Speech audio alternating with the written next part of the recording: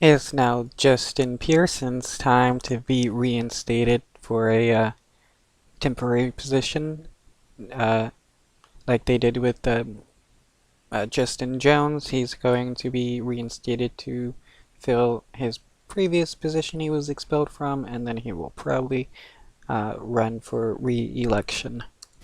Later today, a Tennessee council is expected to vote on the future of Justin Pearson, one of those two state representatives ousted last week as a result of leading gun law protest on the state legislative floor.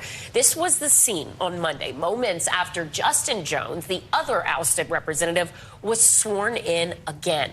NBC News correspondent Blaine Alexander joins us now from Memphis, Tennessee, with whether or not Pearson may have a similar fate. Blaine, the council is voting later today. What are we expecting to happen?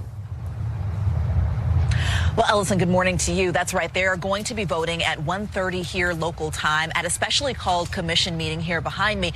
It is going to require 7 votes of the 13 commissioners in order for Pearson to be sent to the seat from which he was booted last week. And already a couple of commissioners at least have come out and said that they publicly plan to support him. Now, he's also going to be walking into that meeting today with a public show of support. A few hours before this meeting is set to begin, there's going to be a rally at the nearby Civil Rights Museum here in Memphis.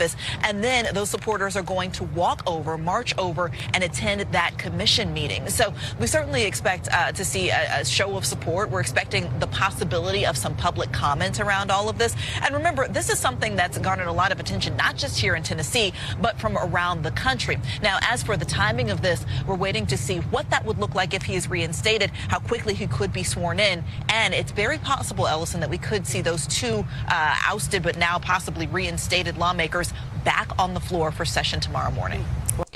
I so hope he gets reinstated because it's going to make the right-winger so mad, and that's all I care about. Wow.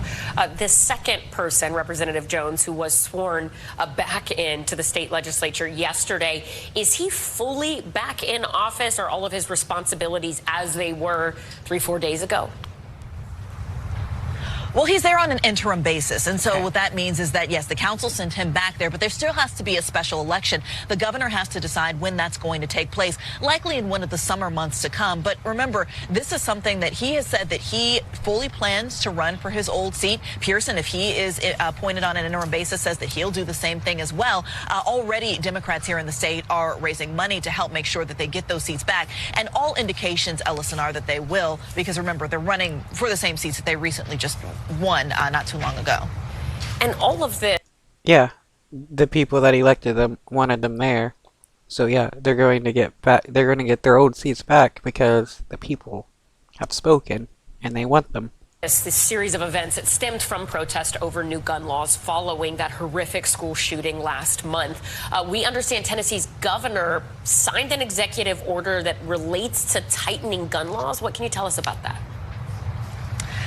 Yeah, absolutely. So Governor Bill Lee did sign an executive order yesterday, essentially strengthening background checks for people who purchase guns. He also made a strong call to lawmakers here in the state. He wants legislation to take up with a so-called red flag law, essentially something that would keep guns out of the hands of people who have been deemed dangerous to themselves or a danger to others.